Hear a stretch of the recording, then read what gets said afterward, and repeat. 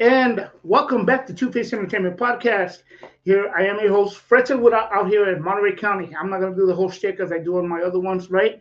But I just want to tell you guys thank you for joining in. We have a real special treat tonight with Talkz Cheap Podcast with DEA and Stevie Ray. Um, some cats that have been local out here in the 831 area and so on have moved on to different areas and so on and so forth. But they have their own podcast going on as well. I suggest that I strongly encourage, I should say, for you guys to go out there and subscribe to them and support to them. There'll be a link in the description box below. But without further ado, let me bring in the guest as you know. So for right now. Give me a sec here. I'm going to introduce you guys to Stevie Ray. How you doing, Stevie? What's up with it, man? What's up, Gemini? How you doing? Or the Grand House. What's up, bro? Good Appreciate to see you, man. Good to see you. That's right, man. Everything good, man? Everything good with you? Yeah, man. Everything's good, man. Glad to be here, bro. Appreciate it. Nice. All right, guys. The next one is DEA. I'm going to bring him in. And here he is, man. DEA, welcome to the show, fellas. Welcome to the show. Yeah, good to see you guys. Thank you for coming in, man. I appreciate that. Yeah, we're really excited, man. Been looking forward to this. I know we're supposed to be on last week, but life came up, so we got to get that work-life balance in. No. You know, man. I appreciate y'all with that one.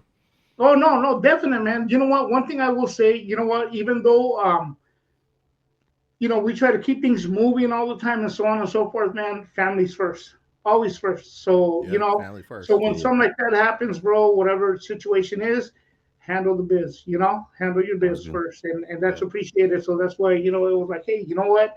But, you went over a little over the 10 minutes, Stevie. So, I had to get on you. No, brother. Yeah, that was funny, bro. Hey, I'll be back in 10 minutes, 45 minutes later. Like, hey, bro, hey, dog. Got to get on Stevie's time. Right? No, man, and you know what? I don't have an icebreaker or nothing like that, man. But you guys are free to bring in whatever you guys, whatever you guys want to bring into as well. I welcome it. I will say with this one, what do you guys think of Two Face Entertainment? No, not for real. No, I'm kidding, man. I'm kidding. No. You know what, man? No. All kidding aside, bro. Well, hold on. Back in 2008, I believe. I was scrolling the internet and I came across. No, I'm just joking. A very interesting article. Yeah, I know. Like, and I came across this thing, and it was quite intriguing. Hey, but if you want to do an icebreaker, I got a really fast and easy, fun one. Oh, well, let's go for it. Let's do it. I welcome it, bro. Let's do it. All right, cool. All right, so burrito or taco? You fucker, bro. I'm Mexican on both sides, bro. Damn. Hey, this is the one I've been wanting to ask, though. Burrito or taco? Because I know most people are going to go with taco just because, that's kind of like the de facto when you go to the taqueria. But yeah. But I'm curious. I'll go ahead, Stevie. You seem like you're ready. I'm going to have to go with the classic for me, at least. You know what I mean? It's just a carnita super burrito. I'm going to have to go burrito, bro. Heck yeah. Team burrito. Don't get me wrong, though, bro. The tacos. I like too many of them, man. Too many flavors. Asada? Yeah. Oh yeah, bro. You know what, bro? To me, go ahead. No, I'm saying al pastor too. That shit's so good, bro. Oh yeah, I love that shit. Definitely. For me, bro, it would be, because the little tacos, you buy a bunch of them or whatever, big fellas like myself, Big back activities over here. Yeah, I would go for the burrito. A one-hitter quitter, bro. That's it. Let's go. But let's get it all in. It's a plate. It's basically a whole plate of food. Yeah. In a burrito. So let's just do that. Chile verde, preferably. That's my go-to, or chile rellenos. But hey, fucking love chile rellenos, bro. Bro. Team burrito. So what's up with yours, bro? I'm team burrito all the way. Al pastor. No, no pineapple. No pineapple. No pineapple. I gotta check it. Yeah. He's serious about that pineapple, bro. I've heard it before. Because it's like they throw that pineapple in there, and not all the places do it. But when they do it on your burrito, it's not good. It might be good on a taco, but I know what you're saying. A little too much moisture and stuff. Yeah. It's just it's just like sweet and mushy and acidic in Gotcha. there, and it doesn't mesh Doesn't well work. with the sour cream and the. Definite. Gotcha. Since we're on the Pineapple Express here, if you will, what's your thoughts on pineapple on pizza? I like it. I know a lot of people don't like it. And the thing that's funny is what people always hit me with, and I'm not trying to assault like people's intelligence and shit like that, but they always hit me with, well, it's a vegetable, it's a fruit. You know what I mean? Like, who wants a fruit on pizza? And I'm like, look up what tomato is, bro. Yeah, Tomatoes a fruit, bro. You know what I mean? Yeah. So like, it's the same. I don't know. I like it. I think it's good, especially if you like throw like you got to put like it's got to have like jalapenos and fucking pineapple with bacon and pepperoni. That's smacking right there, bro. Well, guys, that's all the time we have. I gotta go eat. No, not for real. Anyway, Nah, you know what? Ninja Turtles fan, bro. I'm a Ninja Turtles fan. I'll say this though. I was anti-pineapple on pizza for the longest time, but recently Domino's they had a deal where you could throw any topping on. I think they still have it, any topping for $10. And you know, we were like, what the heck, let's just add it on half or something. And we tried it, and at first I was like, this is not too bad. So, you know, over the years I kind of have a negative you know, mindset about it, but recently I tried it and I'm like, okay, I'm down with that. Not my favorite, but I'll rock with it. Yeah, no, that's cool. Yeah, you know what? Same here, bro. I mean, I don't mind it too much, you know, for a little bit as well. I did. Maybe sometimes pineapple kind of goes through me and I got to run for the border, if you know what I mean. So it's like, maybe not, but I mean, I don't mind it. I mean, I don't mind the eating it. It's just the aftermath is, you know. Yeah. No, let's not even go there right now. But anyhow, man. Explosive. It's like, oh man. No, you know what, man. So, all right, man. Well, thank you for that, man. That was a good icebreaker, man. I like that, man. I appreciate that. For sure, you're welcome. So, with getting started stuff with everything, guys. I'll ask you both. Where were you guys originally? Raised at originally where you first were raised at, because I know you guys have moved out the area already, so we'll start with that. Which you want to go first, DA? You want me to go first? You could go first. I was raised on north side of Salinas. I was born there too. I was born in the old Natividad Hospital. I think it might be like a fucking psych ward now or some shit like that. Yeah. But I was born there and I grew up like right next to the municipal pool, like right behind it. Okay. Most of my life, like either in the apartments or the houses right there. It was always right there. Okay. So is that off of North Main? I'm trying to think. I think that's Laurel. Yeah, right next to Laurel. Yeah, on Laurel, right there by the Pepper Tree Apartments. You mean? And stuff yeah. A lot of my friends lived in Lakeview and Pepper Tree, and well, I forgot what the other one is called, but yeah, there's like three of them right there. Off of Lupin out there, off of Lupin Street or somewhere. Yeah. I grew up in an apartment complex called fucking Plaza Apartments. It's still out there. Oh yeah. Okay. Yeah. Wait, Plaza, is that over by North High somewhere out there? No? Nah, it's right behind the Rodeo. Like literally, like the apartments right behind the Rodeo. Okay. Yeah. Okay. That's like where I grew up most of my life. Was like right there in those type of neighborhoods. Cool. Yeah. Nice. All right. Cool, man. How about you, DA? What's good with you, bro? Well, hold on. I just wanted to touch on that. So, you know, from Salinas, we call it the Rodeo, but is it the Rodeo or is it Rodeo? I call it both, bro. To be honest, I call it both. Like your little country, the Rodeo. Goddamn rodeo. I used to live behind the rodeo. Yeah, man. No, you know what? That's a good question. It really is tomatoes, right? It kind of is. I say both. It really depends on who you ask, you know. Yeah, but I feel like you go somewhere else to the rodeo and it's the rodeo, but in Salinas it's like the rodeo. The rodeo. Right? Yeah, I know what you're saying. Yeah, I know what you're saying. So, my bad. No. Oh no, I was gonna say just a disclaimer for people, because some people have a mindset of what Salinas is like, thinking it's just farms and stuff. The rodeo, whichever way you prefer, it's actually they have concerts there. They also have the rodeos there and stuff. It's like a stadium. Like that. Yeah, they had a bunch of big people go there, man. Yeah, and then they also have car shows and stuff. Yep. So it's Yeah. you know, Yeah. so it's a little bit of everything there. It's not just that, and then right next door is a Sherwood, Yeah. where also they bring a lot of artists out there that have come out here. But I anyways, think I think the huh? Eagles played in The the Eagles Rodeo? played there. they, There was a whole they, bunch of people. I can't think of them all right now, but there was a Yeah, bunch of it's motherfuckers that worldwide. played there, bro. well, World E40, renowned. Oh yeah. CVV, Oh Yuck yeah. Mouth, all them came out here to to that Sherwood Hall. Yeah. Yeah, right next to the pool. Yeah. Is that where you met Mac Dre? No, I had met him at Planet Gemini, but Ah, Yuck okay. is where I met him at Sherwood after the Crazy. show. Yeah, Crazy. shout out to Monster Ganja, man. Yeah, because of him. Yeah, definite. But anyhow, brother. So, Da, so you were born or raised where at originally? Originally Southern California, so grew Mhm. up until about middle school in Okay. Long Beach, Norwalk, Crazy. Uh-huh. and moved up to the San Jose area my freshman year in high school, and Oh wow. spent a couple years in San Jose before moving to Prunedale, and then that's kind of how I got, you know, influenced by the 831, so to speak. Okay. And then Okay. lived there for quite some time before moving to the Bay and then now to Washington. So kind of bounced Well, around all along the West Coast, yeah. minus I Yeah. guess like Oregon, I guess, or Yeah. Oregon, or Okay. Yeah. yes, is that Oregon. Maybe Oregon? it's, Yeah, yeah. Washington, and then Oregon and Washington right up. yeah. I'm trying to Yeah. think in my head. I'm like, I Is don't that want to the sound one? Yeah. dumb. Like I don't want to sound dumb. Like I don't know. Trying to think like a map, like Yeah, No. yeah. yeah, Yeah. Definite, man. And you know what? I would dare say you pretty much touched all the West Coast, man, all the way up, huh? yeah, for sure. Yeah. Definite, man. Definite. And then Stevie, you've moved on to up to. Oh yeah, yeah. I didn't really get into that. Wow.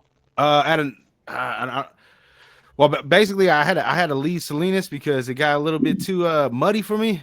And then Uh-huh.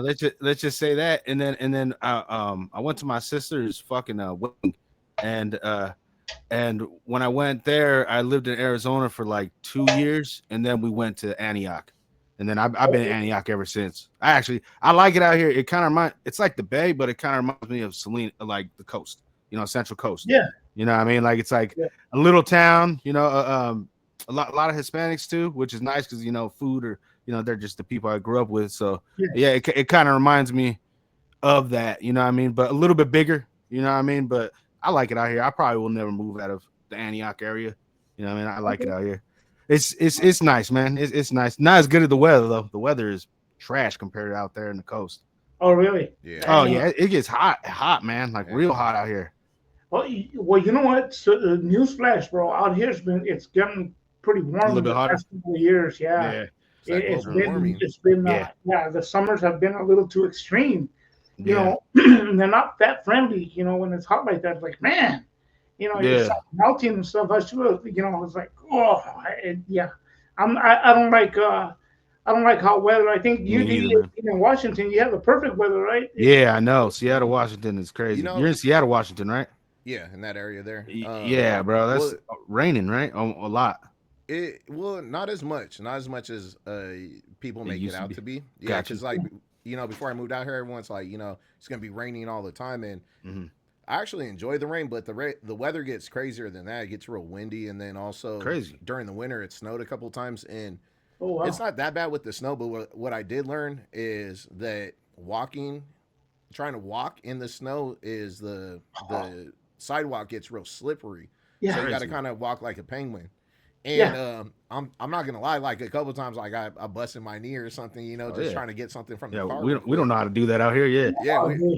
and Yeah. something that you wouldn't even know because it never snows in California like that. So Yeah. so little things like that you run into, but yeah, but we have had a couple of heat waves out here since I've been out here, anyways. Crazy. So, and all the locals, they say that it's a little bit hotter than it usually is, and they say that it's been snowing a little bit more than it usually does. So I think it's kind of going around. And then the other thing Fluctuating. is, that I was going to say, even in the 831, is a lot of people don't have central AC because the climate's a little bit cooler. So Yeah. traditionally you don't, or historically you don't need it. Yeah. Where nowadays it's getting hotter, and now people are looking at those options, whether to install a central air or get a little window AC or whatnot. Yeah, no, definitely. But Stevie, when I moved out to Antioch, I rented this little condo with no AC, bro, and I lived there for like Oh yeah, for man. like a few years with no AC, bro. I was dying, bro. Yeah, bro. You gotta have something, you know. And Yeah. I came from Arizona too, so it was hot as hell out there. But like when I came over here, it was definitely. I was like, I'll be bad. It'll be all right. Nah, bro. Yeah. It's Yeah, hot you out couldn't here, get bro. some sort of breeze, bro. It's Ain't no hot out breeze. here, man. Yeah. You know what? I could relate to the snow thing. I was up in Oregon a couple of years ago, man, and I didn't know that in Oregon they pumped your gas. So I got off and I started walking all cool in the snow, kind of, I've seen it on TV, and then it was just like I kind of moonwalked a little bit, like, Yeah. whoa, what the heck, man? Yeah. It was crazy. It was a whole other experience, a whole other world, if you will. Yeah. I understand what you mean about the snow as well, man. So I could relate, Yeah. But going from Salinas to Arizona, and from the harbor area, if you will, to San Jose. How was it the transition for you guys to get into especially at an older age, right? I mean, it was probably, was it a little bit of a culture shock, or kind of like, I don't really want to do this, but being at a younger age is kind of like wherever the family goes, you got to go with them, or yeah, that's pretty much. Stevie? Nah, go ahead, bro. You go first. My right. my laptop just said that I need to charge it. So Good luck with that, bro. I wish you the Thanks. best of luck. Nah, All right. good. Well, I wish you so the best of luck.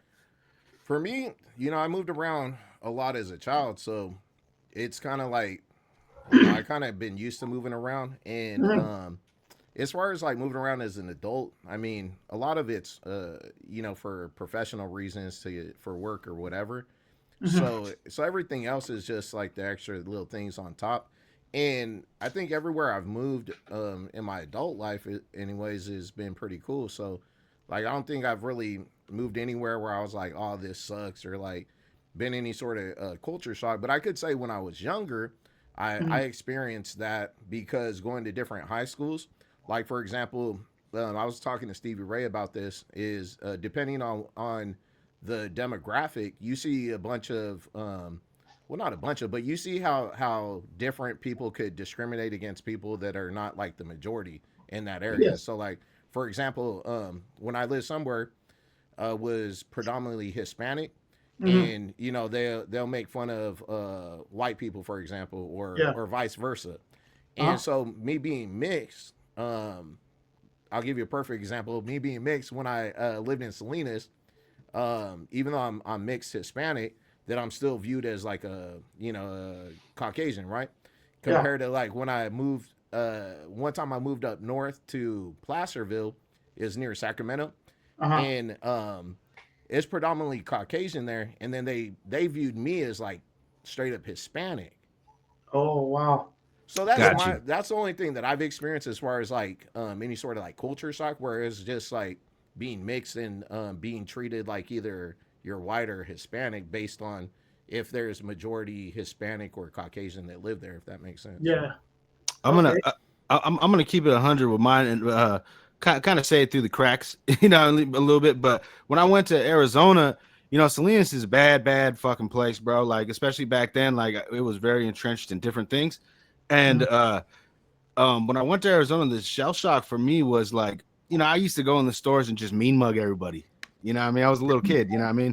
And then when I went over there, it was like, none of these people know who I am. Nobody, none of these people know like anything about me. And I kind of, the shell shock for me was, I don't always have to be on guard. You know what I mean? I don't always have to be like, I'm going to have to fight this individual in the grocery store. You know what I mean? And that was definitely a shell shock for me. Like, I had to switch up who I was because I was a little bit too, I don't even know. Nature kind of had like kind of had a hold on me. You know what I mean? Where I was looking at things, a little bit too aggressive, and I had to learn like, everybody's different, man. It's not in your little circle. You broke your little circle already. Things are different now. You know what I mean? That was my shell shock for real. Like that tripped me out.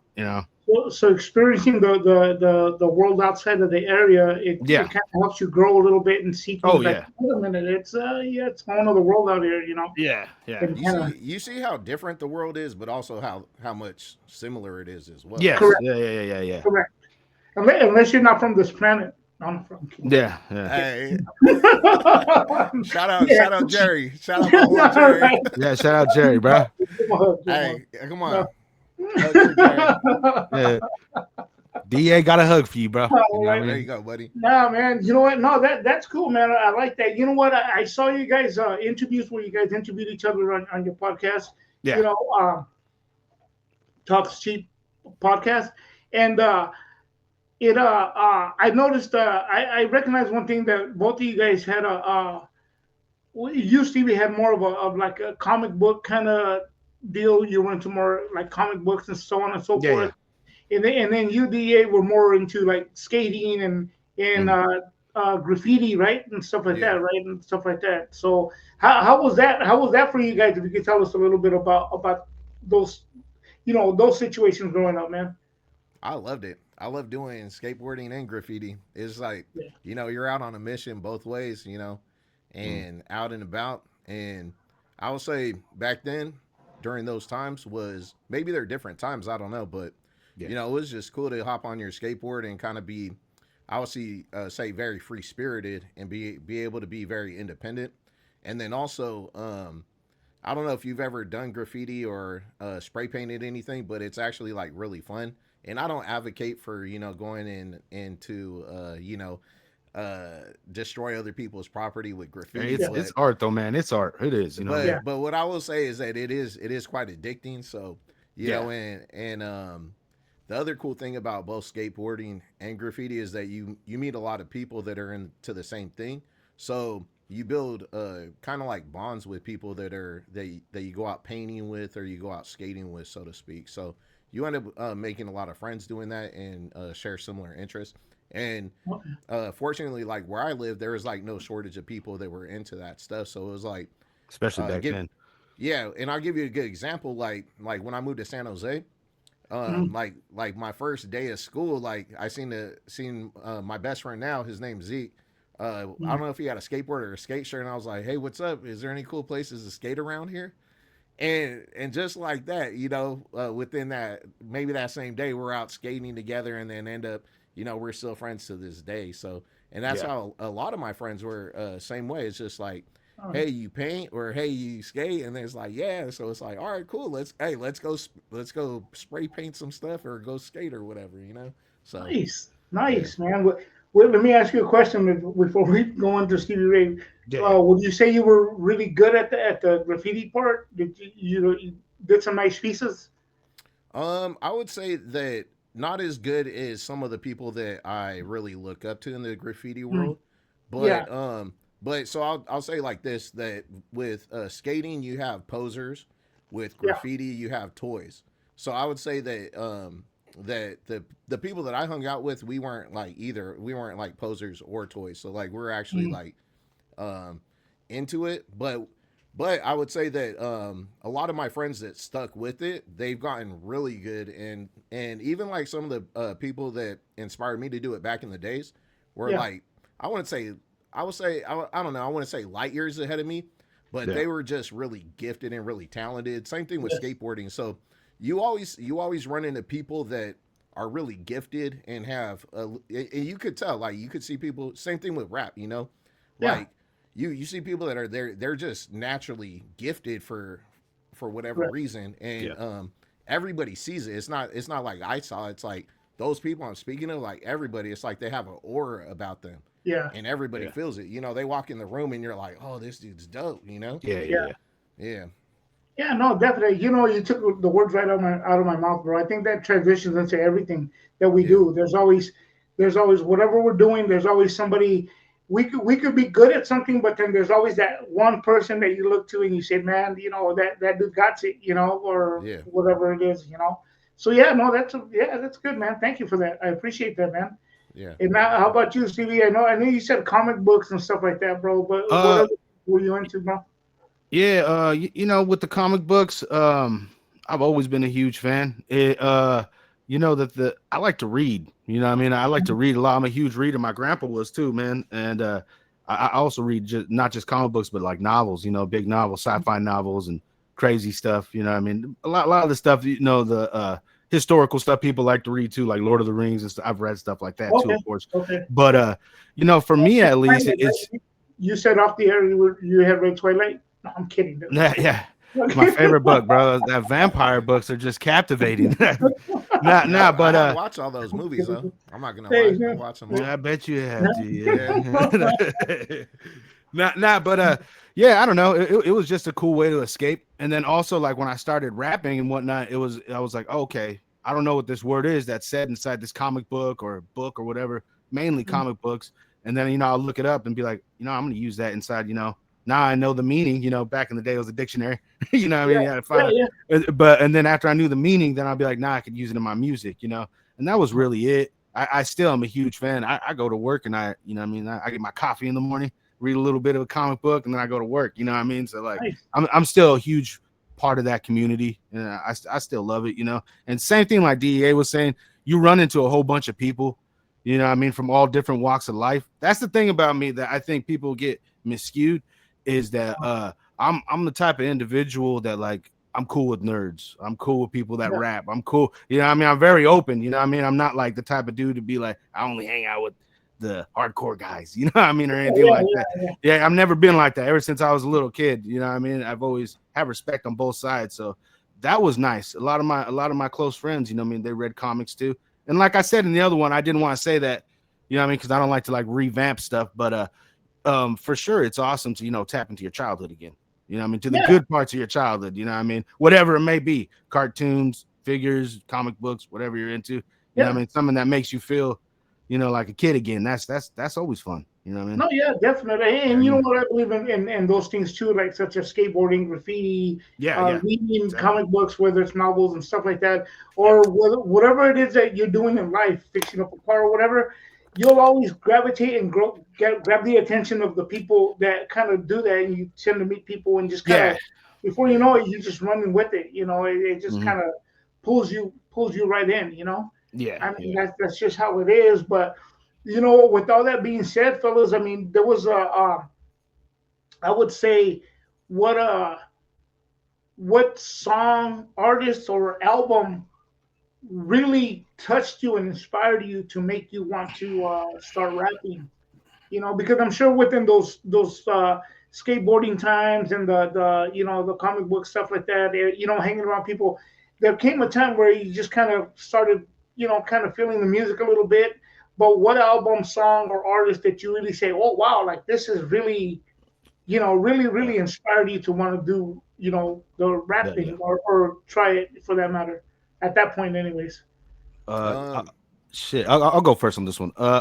Just because I know, like right off the rip, when I was a kid, my dad kind of got me into, and which is kind of cool with you and Eddie Vega, because there's not too many people that like understand like good music besides like rap music and like funk, you know, and in our type of circle, you know, and that's normally what people listen to, or R&B, but you guys know like rock, you know what I mean? And that's like, and then that's like when my dad got me on, you know, I was into Santana, you know, Jimi Hendrix, and then one day we went to Fries. I don't know if you guys know which one I'm talking about, the one that like used to look all Egyptian. Yeah, out in San Jose, right? Yeah, right by the airport, but up the street, Yep. And my aunt got me Ill Communication by Beastie Boys, and that was the first rap I ever heard. That was, but what got me it, but made me want to rap was the NWA's Greatest Hits, like for sure. I remember hearing that. I thought that was ridiculous. I still think it's ridiculous. Yeah, you know? Yeah, definitely. Those were those two though. Those are the two. What's up with you, DA?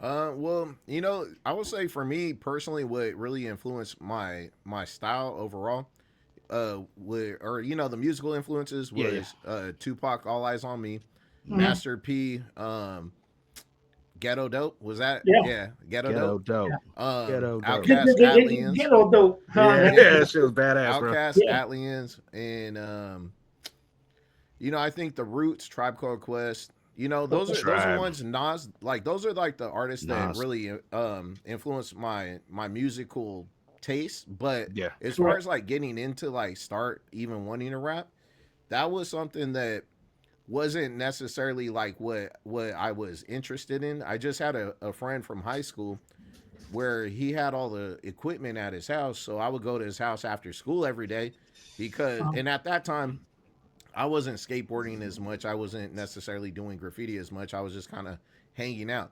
And so he would have the tools to do it, and he kind of showed me how to do it. Him himself, I don't think was really doing it that much, but between the two of us, we just kind of started doing it, and it started out where it's more just I don't know. We weren't like serious about it, and it wasn't like a joke either. It was like, but it was kind of like in between being serious and like kind of joking around, like.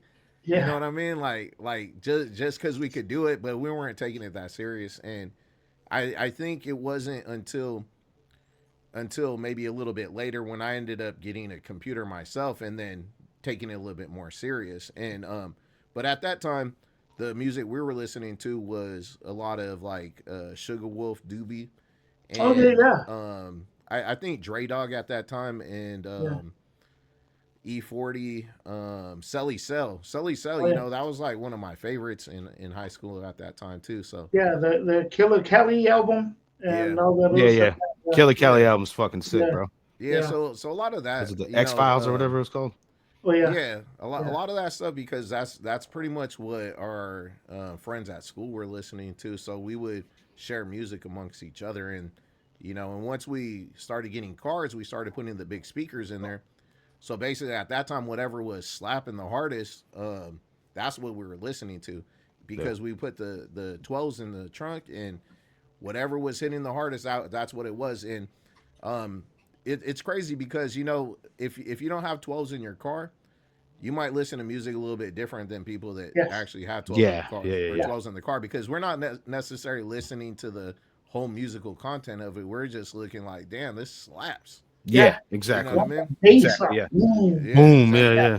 And you know, a lot of good songs, they just don't slap. You know, like they don't. I want to say they just don't slap, but you know I know what you're saying. What slaps on your system, and there's a difference between a good song and a slapper. You know what I mean? And that's what plays. So that's on repeat. You know what I mean? And you're just like, period. You know what? It's funny you say that. I was talking to a very good friend of mine today about a show that I went to, and hearing the song like they're live, you know, when they play it on the big system, I mean, you can hear just everything, how everything's mixed so clean and everything, and the bass, and it just, wow, man, it's a whole other experience than you know, say the headphones or in the little, you know, the little stuck speakers and stuff in the car, you know. It's a big difference, and we have a full setup, and that's, you know, that's what's different. I would say that's what's different today than it was back in the day, you know? Yeah, because I feel like nowadays they're mixing music to sound good in the headphones, one of those AirPods. Correct. Yeah, in the AirPods, Whatever the most popular method that people are using to listen to music, that's probably whatever they're catering to. But you know, back then it was like I don't even remember, like we would probably use headphones to record, but I mean, as far as mixing, we would turn that thing all the way up. We have a subwoofer in the studio, turn that thing all the way up. We would damn near blow out our studio monitors mixing it. Now, you know, I have it turned down to a moderate level to avoid getting, you know, tinnitus in the ears. You know, I don't want to ruin my hearing. Definitely. But back then it was but back then, you know, ears ringing constantly because the music's so loud. But that's what it was. No, we wanted to do those trunk rattlers, right? We wanted like, you know, we wanted to do permanent hearing damage back then. Yeah, definitely. You see the car going by, woo, woo, like, the license plate just fall off and shit. Yeah, man, you hear the plate rattling in the back. Yeah, no, I experienced all that myself as well, man. Bumping into my vehicles, man. I rolling around Prunedale getting dirty looks from all the locals there. What you doing over here, bro? What you doing over here? What? Turn it up. I remember washing my lowrider, bro, my little mini truck, right? I was washing it one time in the driveway. Yeah. And my father comes out, God rest his soul. He comes out and goes, "Hey, man, what the heck?" And I'm like, "What?" He goes, "Man, you're rattling the windows in the house." Thank you. That's a compliment, huh? being young, bro. You know, just being young, what you want it, and that kind of made you like that kind of verified you, like you know, like kind of it's a thing, man. But no, that's cool, man. That's good. That's good to hear. Definitely a vibe back then. Oh yeah, music up loud. Oh yeah, definitely, man. You know what? Let me ask you guys this before we get into albums and stuff. Or you know what? Let's get into albums like the catalogs, bro. I know you guys have a pretty impressive catalog, man. From doing either collaborations and solos and so on, and compilations and so on and so forth. You guys have quite a list of them, right? I mean, and doing stuff. Are they out there on the in the streaming world now, or is it just more like, okay, I'll put it up at some time? I mean, and I'm saying that because I myself am sitting on the Casualty of Life album, and everybody's kind of like, when are you gonna put it out on the stream? I don't know, man. I keep saying I will, and I know I told Stevie, man, I apologize for that. I said, oh yeah, I'm gonna put it out, and never put it out. It just put it up, bro. It just no, I need to. I still got my hard copy, bro. Hey, my hard copy. You know what? It's just the quality of it. I wish was better, and that's what I'm going to get into as well. This is what I mean. There's stuff that we recorded, and maybe at the time it seemed like, okay, yeah, it's cool, but when we listen to it now, it's like, oh, or the verses for example, like the way I sound, like. I didn't want, I always wanted to sound a little more rougher than my actual voice. But it don't matter though. You know why? Because as an engineer, like I have tracks like that are recorded and I'm like, now I look back and I'm like, but I could go back and try to mix it and not even have it sound as good as it did. Like it might sound cleaner, but but it has a certain vibe back then. Yeah. And so you try to go and remix those tracks or redo them, and you're gonna lose the magic of those tracks. That made them good in the first place. Yeah, so we could be critical about the past stuff all we want, but the reality is pull up those old files and try to mix it and see like how much better it's really gonna come out. You know what I mean? Especially with like Casualties, because those songs are such classics. You know what I mean?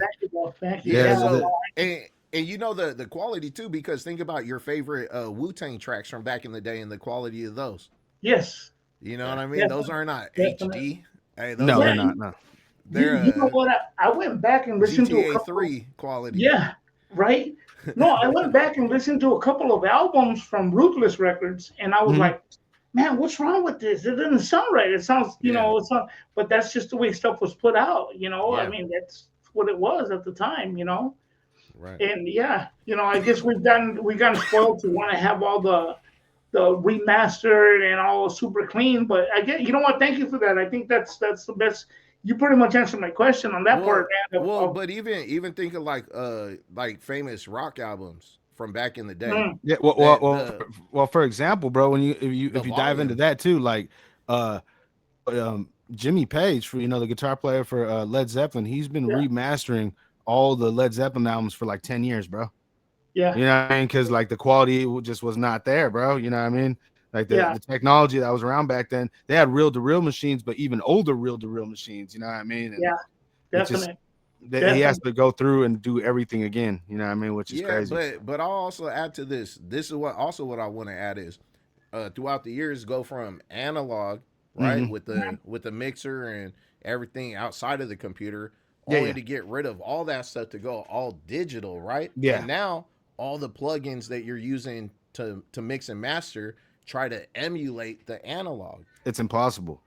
Well, not only that, it's but hard, think dude. about that. Think it's about that. Hard, we got rid of all of our analog gear to go digital, only to then be digital, trying to emulate what we had before. Yeah, what we already had. Correct. And so that doesn't tell you all you need to know about going in circles kind of at that point. Yeah. With audio is like there's something very musical about like vinyl, for example, the noise and the crackle. Correct. Like I'll take a sample and I'll put that like an emulation of a record on a sample to make it sound like it's ambience, from 1920 or something. You know what I mean? Yeah. So there is a lot of I would say value sonically for our ears and just nostalgia in that imperfection that we had back then.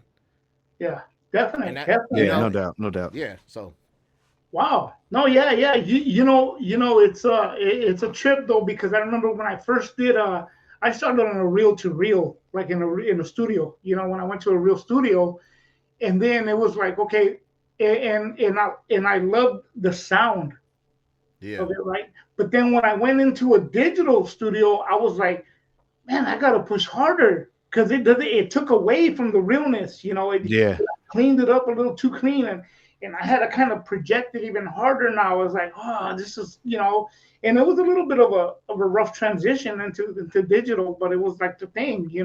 Yeah. So yeah, I understand what you mean though. But It's yeah, different, huh? you're right. We try to go back to the analog in a sense. And well, and we know how things are now. People record and put stuff out, and I mean, record it in 5-10 minutes or whatever it's going to Yeah. take, and upload it. And I Record it think on their that's iPhone. Hey, yeah, record all the vocals on their iPhone and upload it. yeah, They're like, and I think that's a pro and con because that kind of just takes the vibe away from really anticipating an album at times, or Yeah, yeah. it's a pro and con because you could go back and I'm going to writing stuff. Uh, and I know I heard you as well, Da. You mentioned about freestyling through an album, you know, and that's one of my things too. And I'll say it not that it's about myself, but when I listen to stuff, I'm like, I like what I wrote. I just sometimes, and it's probably just an artist thing. As an artist, we beat ourselves up because it's like, oh, I could have did that so much better. yeah, But it's not who we were at that time. Yeah, yeah, That's just sometimes it was again, and I keep saying the same word. It was a transition in time that we were trying to pretty much find ourselves, finding our voice, trying to find, yeah. pinpoint, everything, man. So but as far as everything else, I mean, yeah, I'm pretty happy with it because there's stuff that people say, "Oh man, that was awesome," and I hear it and I'm like, "Oh, I don't know," But I think we're our own worst critic. I mean, would you guys yeah. agree with that or have a song like that and stuff like Nah, that? dude. Like, I'll say like if I listen to pretty much my whole catalog, most of my catalog, I'm like that sucks, you know. Yeah, Um, yeah, but at the time, that's what it was. The only thing unfortunate that I look back on is sometimes I didn't put as much effort into creating quality music. I think that at some point it was more about just putting stuff out than really trying to invest the time to put it into something that was like really dope. And mm, I would say at times my headspace wasn't even in a space where I was able to make something dope anyway. So compared yeah, to yeah. compared to now, like if I'm gonna make something, Stevie will tell you this. Like if we're gonna make something, it's like we're gonna like I'll redo it over. I'll redo it until it sounds good. And if it don't Correct. sound good, then I mean we're not doing it because Yeah, it's a waste of time in today's day and age, in this day and age, with things being so competitive, is Yeah. to put out anything that's not quality because Yeah. it's hard enough with everybody competing for each other's attention, So and many then correct. someone rappers. finally gives you the opportunity to listen to your music, and then it's like, oh, this dude's whack, you know what I mean? Yeah, So yeah. Correct. Yeah. I would say, yeah, throughout my catalog, I look back and I'm like, there was certain periods where I was more focused, Mm. but the times where I wasn't, those are the times where I'm like, damn, dude, like I could Yeah. just delete that from existence. And the other thing Yeah. I look back at is most of the artwork for all my stuff. I went through and redid all the artwork with damn near AI to generate Okay. random like I use a werewolf or something, to because all my artwork was basically trash. So I redid all the artwork for it so that I'm not embarrassed and I could have it on the internet and be like, damn, like at least it's not looking like unprofessional or whack. Yeah. But Yeah. that was it during the time. But I've It's, always been embarrassed of the artwork because I was never good at doing any of the it, artwork, and I've never hired Yeah. anybody to really yeah. do the artwork. So I was It's more of it. a DIY person. Yeah, yeah, yeah. For sure, you can see Yeah. that. Yeah, Hey, and hey, it's funny you guys are talking about that though because the last couple of days I just got well I had access but I haven't been on my YouTube channel and I just been Uh, updating all I my checked old it stuff. out. All my old stuff, bro. I've been Mob Music updating. 831. Yeah, yeah. okay. And bro, like I know what you're saying. Like sometimes, you know what I mean? Like I could hear like a little Stevie, you know what I mean? Like just trying to get a verse off.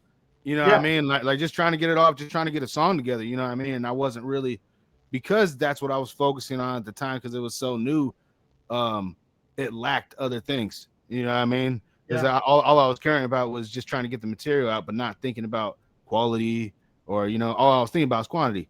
You know what I mean? So and like he said, it's true. Because I've had the next project was not very far off, probably a month after that, but I was more focused then, and I tackled that way better. I nailed it to the wall, so you could see. It's just and like to now, for me now, my big thing is I still record the old way, like Richie Valens. Just nope. You know what I mean? But you know what I have stuck in my head under?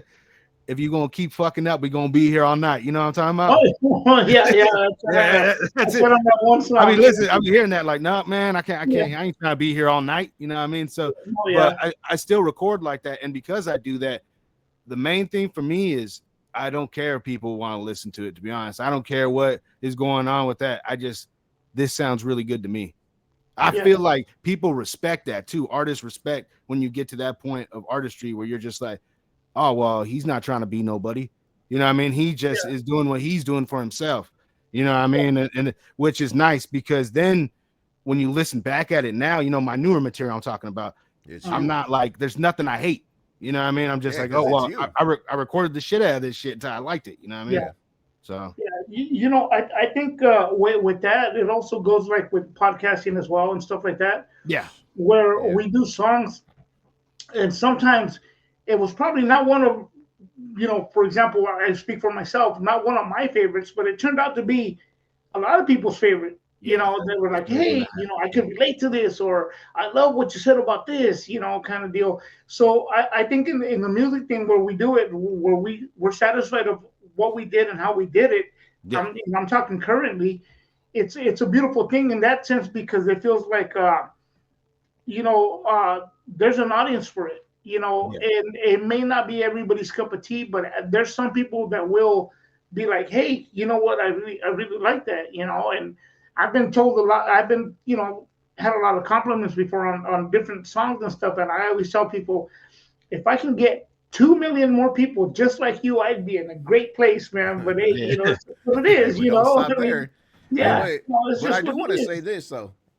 Sorry to cut you off. I do want to say this because I'm gonna forget that the one unfortunate thing that I made the mistake of is getting frustrated that I wasn't getting to where I wanted to be. But then looking back, and then now, sometimes making excuses and blaming this and blaming that, instead of looking at like, at times that I wasn't putting in the work to get to where I wanted to be.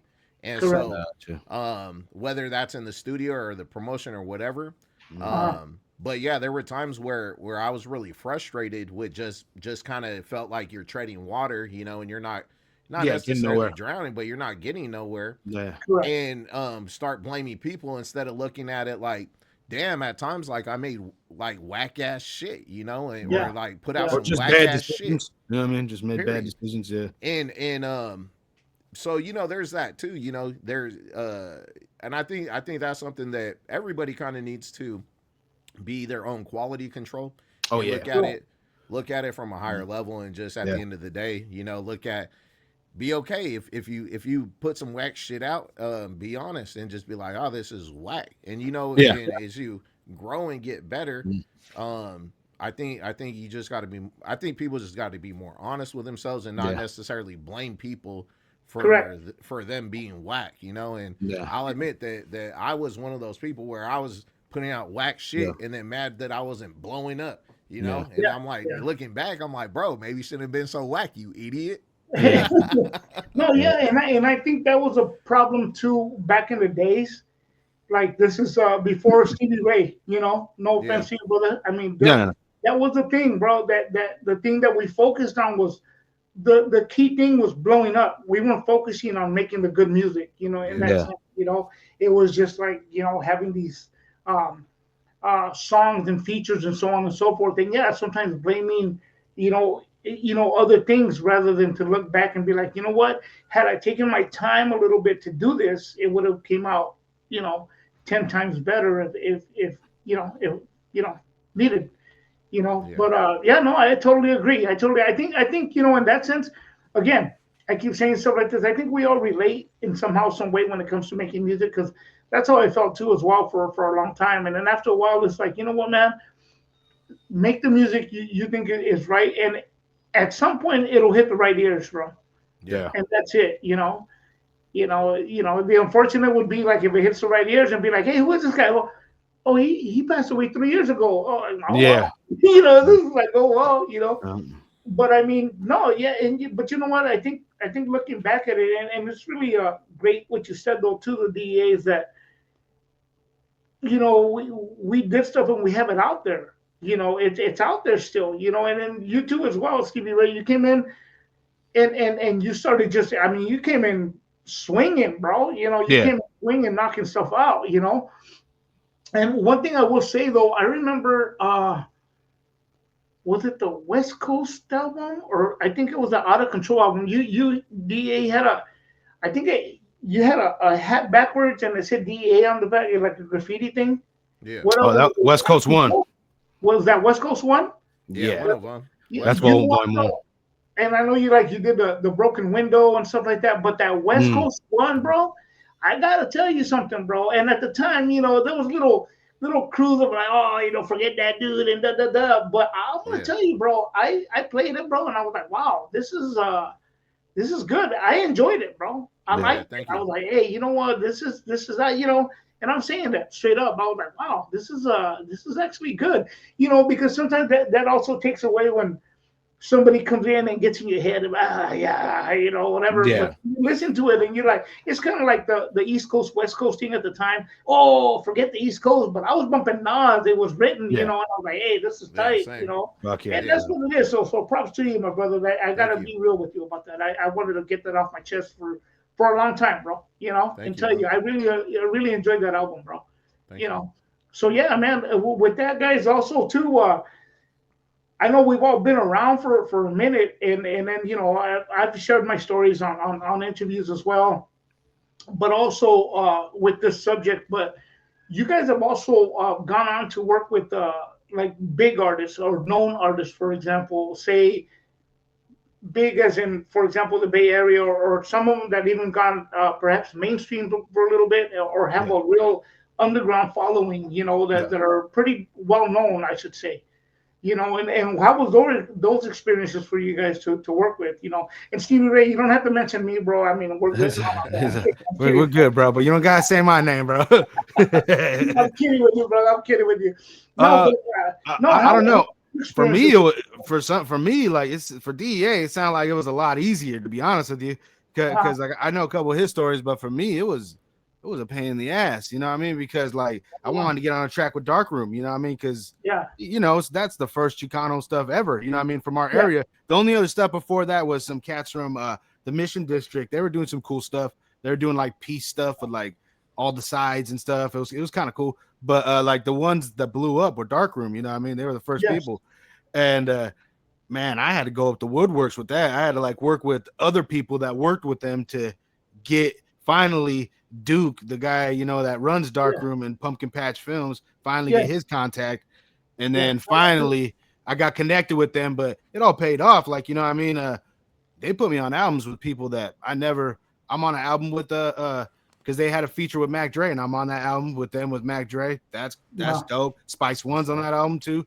Yeah. And then they done a whole bunch of stuff that I'm pretty like. And then if you want to go to more like the Latin stuff, like they made Duke's new album has who has a Speedy Loke on there, Tito B, you know what I mean?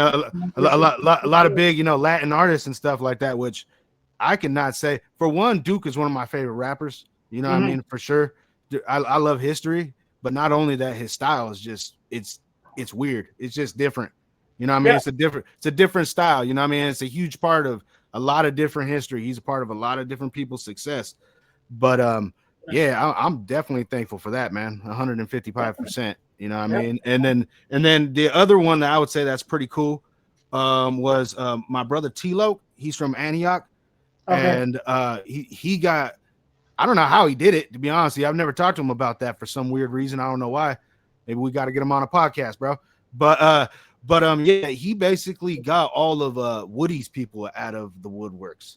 You know what I mean? So like all those really good MCs from like the Northern Exposure albums and stuff like that. So like Shadow, but also what was cool is the album that I was on with him had not only like Shadow, Looney Lou, and like everybody, like everybody you could think of from back in the day. But AWACS was also on there too, and that was kind of cool. Okay. You know what I mean? Because I like AWACS. You know what I mean? Yeah, definitely. But those are the ones I would say that are craziest. Besides like Chingaso and Laced with me and DEA, like that was a cool one too. And Jason Porter himself, I'm not sure if you guys know the history of him. He's like from the super group from Detroit before 8 Mile and all those guys. Esham, I don't know if you guys know like Esham is and stuff like that. But it's very underground Detroit rap stuff. But that's like basically if you listen, like that's kind of like what Eminem was on before. Yeah, Kid Rock was actually a part of that group too. Yeah, I remember Esham. I remember I see the tapes at the Music Zone back in the day. Yeah. Like, oh, okay, you know. Yeah, so like that I would say those are the biggest ones. Those are the biggest ones. Yeah, Music Zone. Shout out to the Music Zone. Shout out to Sam Goodies. Street Beats. Exactly. Street Beats, bro. Angel. Street Beats. Yeah. You know what? And Leroy too. Good man right there, bro. Good man. He is, bro. Know what? He had everybody's album from the bro. Yeah. You know, he would do on consignment though. Yeah, mine were consignment. Yep. Same here, bro. You know what? There's something I haven't said, and I don't mean to take away from you guys right here, bro. But I gotta say this since we're on that subject. I love the history. Angel, man. I'm always very appreciative of that man, bro, and my utmost respect to him always. Not only for always having, always being good folks. When you walked in, he was always in a good mood. No matter what what kind of day you had, he made you feel good about walking in that store.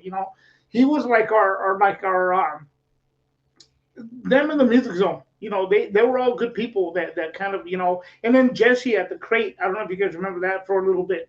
He also had a store. But Angel too, though, man. He was like the what is the Long Beach store over there in where Snoop Dogg did the video.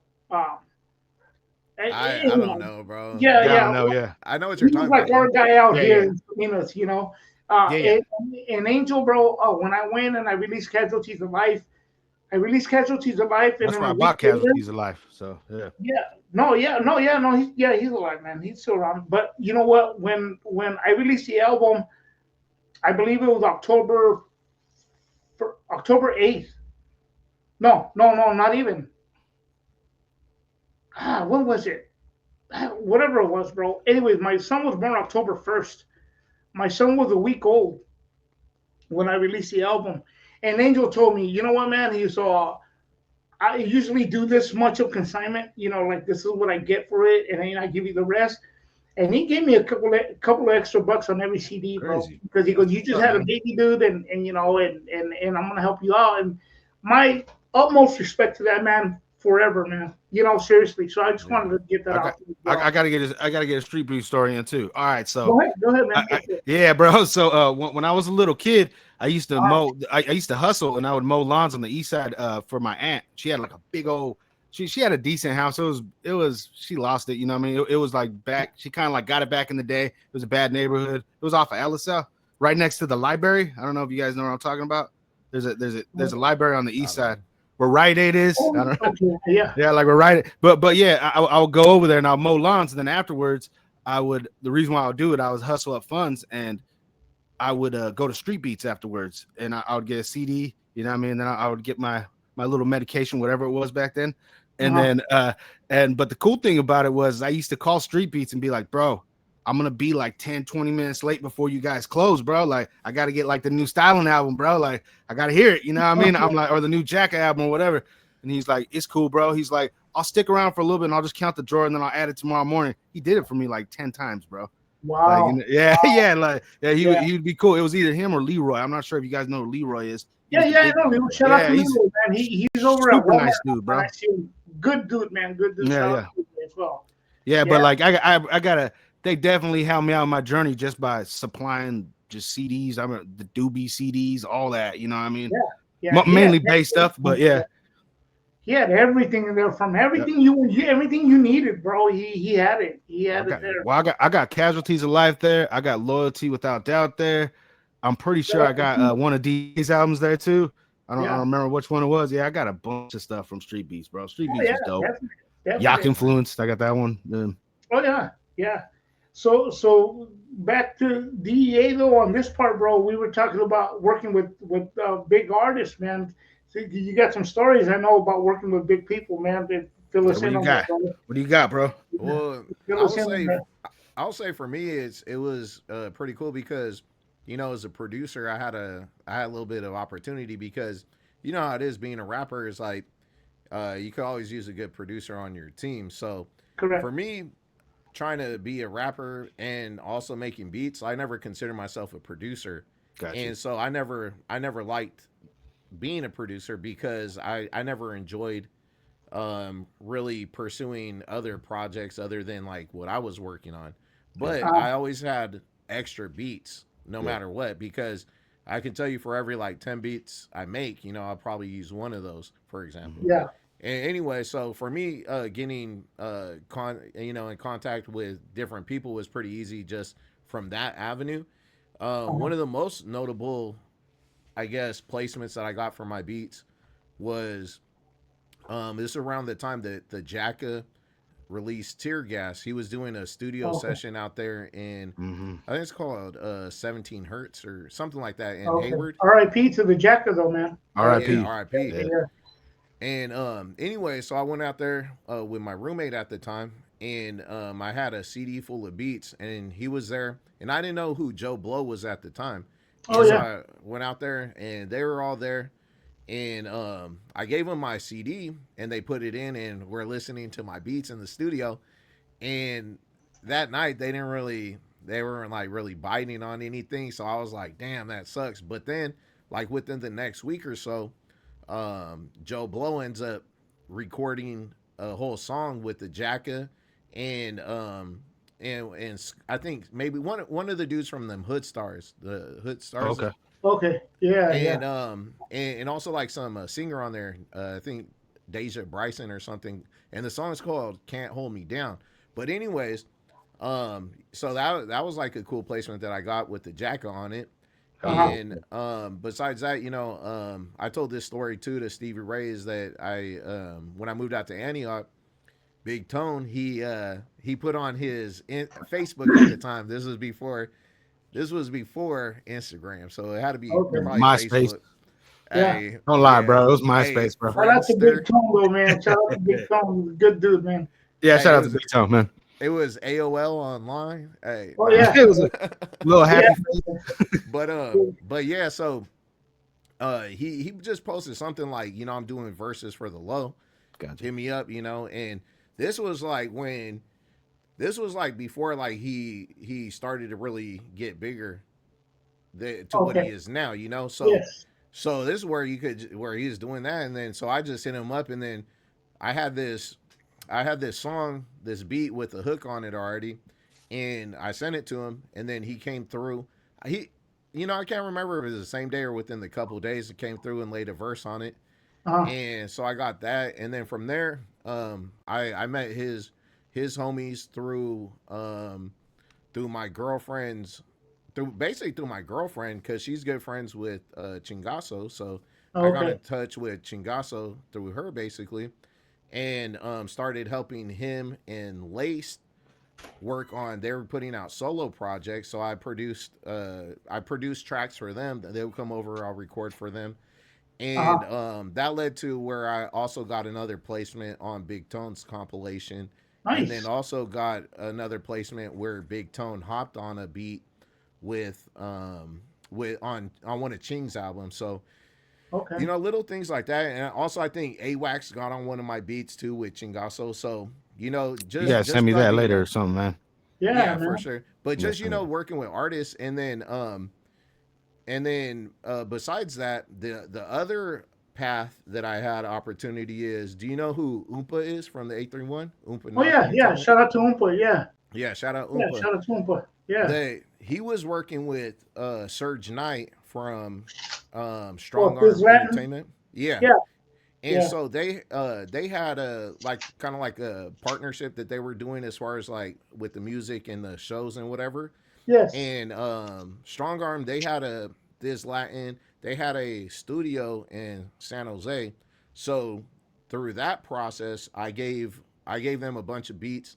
They ended up getting a song on Goto's album with the Burner feature, and besides that, though, is Toes on it too? Yeah, Goto's on Burner. It was a Gold Rush, right?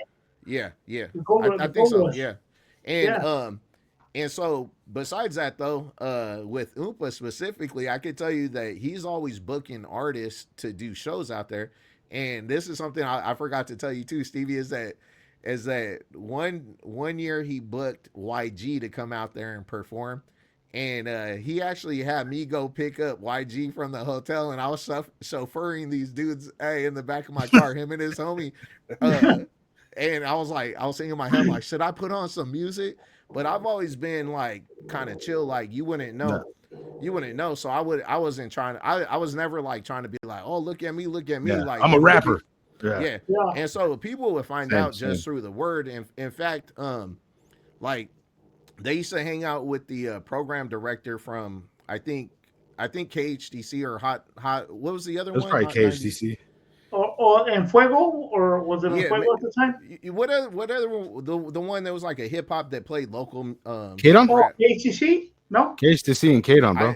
I don't know. It was one of those, or maybe there was a not. Anyway, we're hanging out with the program director, and the program director didn't know that I was a musician, and ended up scolding me, when she found out that I was a musician. And basically was like, you need to tell people up front, you're trying to be a musician, da da da da da da da. And I was like, chill, but I guess for me, I looked at it was being tacky to be out there, always doing that. To hear that from a program director is like, that's, I thought that was kind of like doing too much. So I was never that type of person. I know people that are like that, and it's kind of embarrassing. So I never wanted to be like that, but I got that perspective. And lastly, besides that, the only other placement that's notable, well, not the only other one, but another one that's notable is Oompa. He's like, hey, I'm about to get MC Magic on this song. Send me a beat. Hey, shout out to Magic, bro. I've met him before. He's a good dude, man. Yeah, well, he came through. He spit a hook with the talk box on there and the verse on there. And so I got that track with me, Oompa, and MC Magic. But unfortunately, I don't think that track's ever gonna see the light of day because business issues, basically. Yeah. Oh, to clear it, you mean? Yeah. Well, so the way that track stands, I don't, without getting into too much detail, is that there, if I wanted to use it, for example, like I'd have to cash out to be able to use it. Yes. But it's without me using it, the tracks I don't think is going to get used, unfortunately. Yeah. So I don't know. It's in limbo right now, basically. I mean, it's pretty much shelved, and to be honest, that's like, I've had like little situations like that, but that's like the first time where you get like a platinum artist on a track where there is no clearance issues because I made the beat. I wrote all of the lyrics other than what he did on there. Yes. And but where I didn't pay him directly for it. So that's kind of where the discrepancy comes in. Okay. So gotcha. I'm not entitled to really use it because I didn't cash out initially for it. And if I want to use it, I'd have to cash out, but it is what it is. But that's my first experience where you have a platinum art. I think he's platinum, right? Platinum artist. Right? I'm pretty sure. Yeah. MC Magic. He's got like 1 million listeners on Spotify. He's got a great following. Girls love MC like, Magic. First time you get that, and then it's like, and you have an actual track, and it's not for lack of effort. Like I even remixed the track and sent it to Oompa, and I'm like, bro, let's go. And he's just like, LOL. I'm like, oh man, yeah. But it is what it is, man. That's how it do be sometimes, though. Yeah, definitely, bro, definitely. And then also I know because I saw some of your interviews, bro, where you also got to meet Richie Rich, right? Oh, heck yeah. In the Bay Area. He's out here, man. Don't tell nobody. Something about the West Coast. Hey, we're about to get copywritten on it. Hey, what we doing? Harmonizing and shit. Yeah, Richie Rich, he's dope, bro. Like, he was at in Antioch. They don't have any like real nightclubs. They have kind of like you go to Applebee's and there's like little restaurants and stuff like that. There'll be like a little restaurant there that after hours they'll serve alcohol and they'll have like a bar open up and it'll be like they'll turn it into a nightclub. Yeah, but it's not like you go to Monterey or go to downtown San Jose, right? Yeah, and it's like a club. So, but they have those little joints, I guess, out there. And he was out there one night, and I was with my roommate again. And my roommate actually knew him, so he invited us over to his house after the club closed. And so I was like, cool. And the one thing too that I was telling Stevie that was real memorable is he had a contract that Tupac wrote like handwritten note that he put on his like he has a room like with a pool table.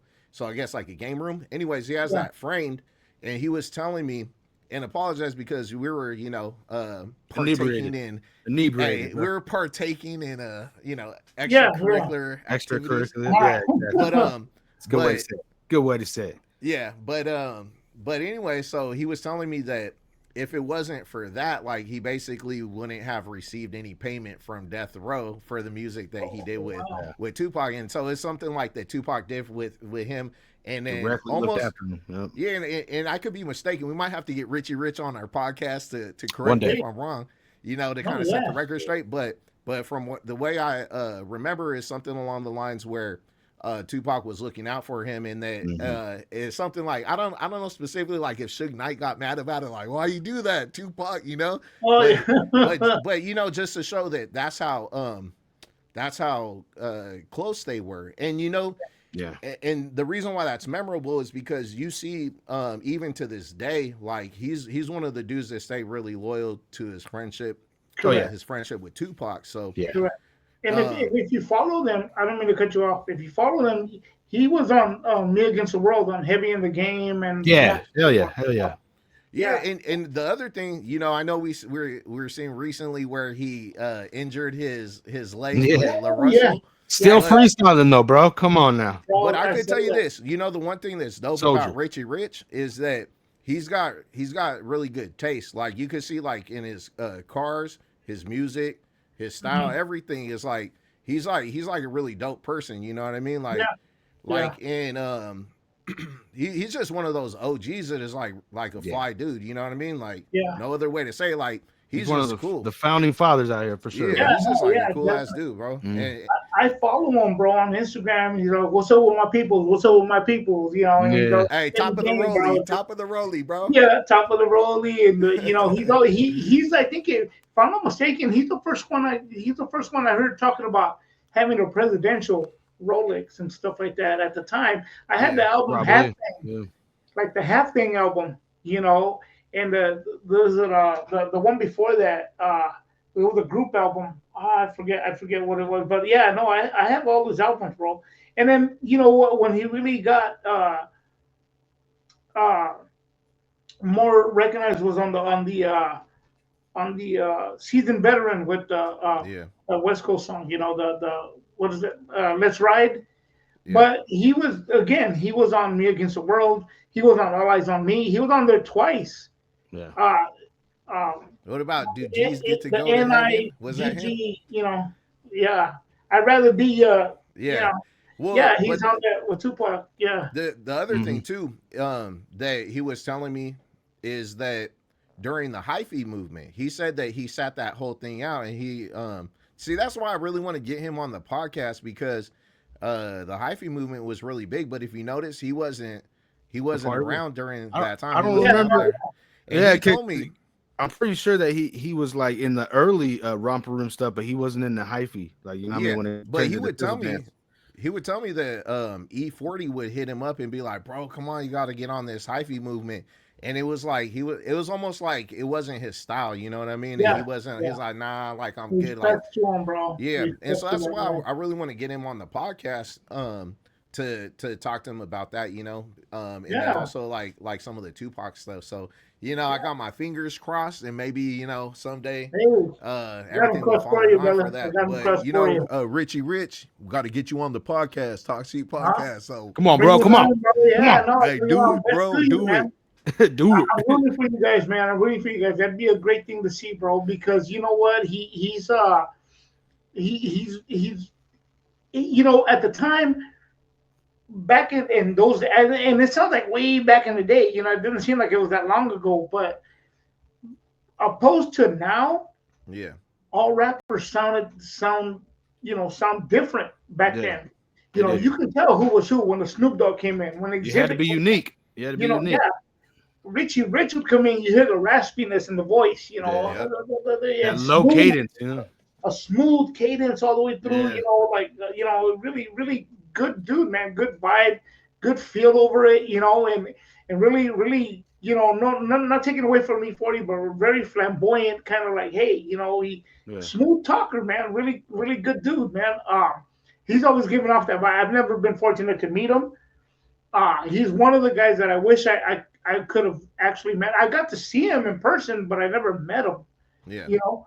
But yeah, that's one of the dudes there, man. That they congrats to you, bro. And if you guys can get him, man, they, you know, Hey, Hey, you know, you never know, bro. You never know, yeah, but yeah, yeah, you know, he's definitely a legend, and you know, I feel kind of silly over here. I'm all geeking out, like, oh yeah, like I was at his hey house. man, Like, I'm a I'm all, huge fucking fan. You know hey, what I I'm mean? all like a I groupie, love Richie Rich, man. no, but yeah, you know, no, it was dope. but you're good, brother, because you know what? I see him. I follow him on Instagram, bro. His rides are like super clean. I mean, you could, Yeah. you know, coming from a fat Go guy, man, Cougar. you could eat off that engine, bro. You know, Yeah, like, Yeah. you know, he just a dude that you know, you can just see him. He's down to earth and he's down to, you know, he likes nice things, bro, and that's Yeah, yeah. respectful, you know. yeah, for sure. Respectful on that one, man. But yeah, no, thank you for that, man. I appreciate that, man. I really appreciate that, and that's why I brought it up, bro, because you got a good story though, DEA, and I think you should be bringing it out, you know, Yeah, to put it out there, man, because you know you got some good stuff there too, and met some legends as well as used to. Ray, you've been moving around for a long time with I got, different things, you know. I gotta say one more though too. Just because I didn't say his name was Young Gun, bro. I gotta just him and AK. Yeah. I gotta give shout outs to them because they put me on a lot of the Sacramento camp. You know what I mean? Oh, Like yeah. on albums with a lot of them, and also on tracks with like, you know, Looney Coleon and you know, Yeah, X-Rated, you know, all that. So like, you know what I mean? I that's gotta dope. give a like shout that out big to all guy that. and all these dudes, yeah. Yeah, Big Shout Psycho, out. you know what I mean? Yeah, no, Yeah. shout out to them, man. Shout Shout out to out to them. Young Gun, man, and AK. Trying to bring them on too, man, to you know interview people from the area, you know. Oh, Young Gun's gonna Gotta get on eventually. gotta document it. Yeah. Exactly, man. Oh yeah, definite, man. So, you know what? Let me see. Shoot, I don't know. Is there? You know what? Let me put it to you guys. Oh, let me ask you this, and I always ask this of everybody all the time, Yeah. bro. Do you guys have your publishings and stuff like that? Do you guys got that covered on that part, or you know, it's not a shameful question. It's just a question because I believe I always ask because I'm a real advocate of people having their publishings because it does help. Yeah. It does help us move forward, you know, as artists and whatnot, you know. So yeah, no, that was just really the question. If you guys have your publishings and how to go about it, man, it's really it's a really a good thing to have if you don't have them, you know. Yeah, well, I So have yeah, it registered. I haven't registered all my works, yeah, but you know, as far as like getting paid off of that, I've never received any money off of publishing other than I think the distributor that I go through, they may collect some of those. uh-huh. I'm not for certain though, to be honest. You know, Okay, I'm not really up on game like that. I know more or less how it works, but I haven't never seen any. I've never received a check from BMI or ASCAP. okay. How about you, I do Steven? know. Well, I do know that that the song that that Can't Hold Me Down with Joe Blow and the Jacka. yes, I do know that that one is registered with publishing, but my information's not attached to it. Mm. So, and I know that the way the splits are that I want to say Joe Blow left the split open for me so I could go and register it for under my name, but I don't know. But I remember when I did that production for him, he asked me straight up. He's like, "What's your publishing information?" I just told him my name and that was it. But it wasn't under my name like that. Proud of you, there brother. It is. Proud of you, brother. Yeah, I got mine. Yeah, I got mine a while back. And honestly, I got it because fucking Gemini put me up on game, bro. I don't know. He probably doesn't remember. But yeah. No, are you guys getting paid from ASCAP? You guys getting checks from them? Yeah. Yeah. You know what? I received quite a few of them, bro. The first check, I will say, I believe it was like 16 cents. You know. Yeah. And I was like, and then the next one was like 14 cents. And I was like, man, what is this? I said, there's got to be at least 25 bucks to cash it. I'm like, whatever, I'm thinking I should get them because I still have them. I should frame them, Yeah, for real, yeah. And one day, I was going through it, man, and I had received, in the mail from ASCAP, and I was told, hey, man, open that. And I'm like, whatever. What is it? We went up to 25 cents, whatever, And I was going through it financially, and finally, just give me that because I was gonna chuck it. Yeah. I opened it. It was $100, dude. Yeah, nice. And I was That's nice when that happens too, Yeah, and you know what? Where's that money coming from though? Because everything's digital, right? Yeah, it comes from the plays and stuff. I even got on MTV Jams in Mexico, bro. Which I'll probably post a picture up in a couple of days or whatever. I don't really like to do that kind of stuff, but you know what? That's cool. I don't like to toot my own horn, but yeah, but toodaloo. I like to be a little bit more like, okay, cool. But then again, you know what? Why not be proud of your accomplishments? What we set out to do. Actually show people what it is. Because that way, because I didn't know that. I honestly don't know if I've ever received anything even through the distributor because supposedly there's they take all that information when I upload everything, but honestly I have no idea. But I could tell you this that speaking of 25 cents, 14 cents, that sounds like the royalty statements that I'm getting from these distributors nowadays, bro. Oh yeah. Like I've been telling Stevie Ray over the past I think it's just the past year, but when they first started having the online streaming, bro, like I would say it wasn't like significant. It was much better, bro. But it was TuneCore years substantial, but it added up a lot quicker. And I've seen over the years where that's got cut in half, and then maybe even cut in half, and then I'll say damn near now cut in half again. To where most recently, I don't know if I told Stevie Ray this, but I was gonna make a whole ass video about this.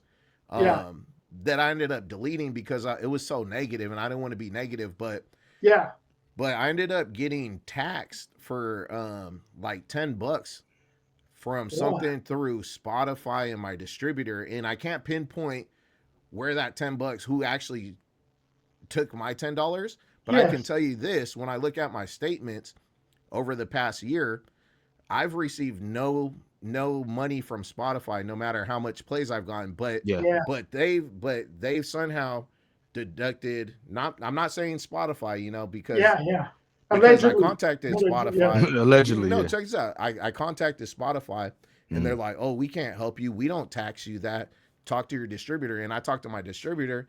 And this is the crazy thing is that when I brought that to my distributor, they're like, all right, we'll get back to you. But it's been like a year now, and they haven't got back to me, bro. And I hit them up, and they ignore me. But then when I have other business, related to the music, they'll hit me back. But with this specifically, so it's kind of like it's kind of like a conundrum that these people have created where they took the money that I earned from, Apple, YouTube, and whatever the other platforms, and took it $10 out of that. And the reason why this happened. What's that? Is so this is what happened. There's playlists on Spotify where they have, they'll add 10,000 songs to it. Yeah. And these are like not legit playlists. These are like people that charge people to get on their playlist. Yes. Supposedly, I didn't, but I never initiated. I never paid Oh nobody. shit! I see I what you're never going with. asked for that. So Bro. there's people That is crazy. they could literally bought your music or be like a illegitimate playlist or whatever. Correct. And then between, so for example, 10,000 songs. Yeah. It could be like random 10,000 people on their list, and then Spotify just between Spotify and the distributor to be like, all right, now we took $10 from all those artists on. That's list, crazy. basically. That's crazy. That's a loophole. I've never even heard of that before, bro. Well, and I never experienced this. And you know the crazy thing about this is if you look into it, it's not just me. There's like a bunch of artists that this happened to, and the reason why I didn't want to make a video is because all those artists that were making videos, they're hella pissed off for good reason.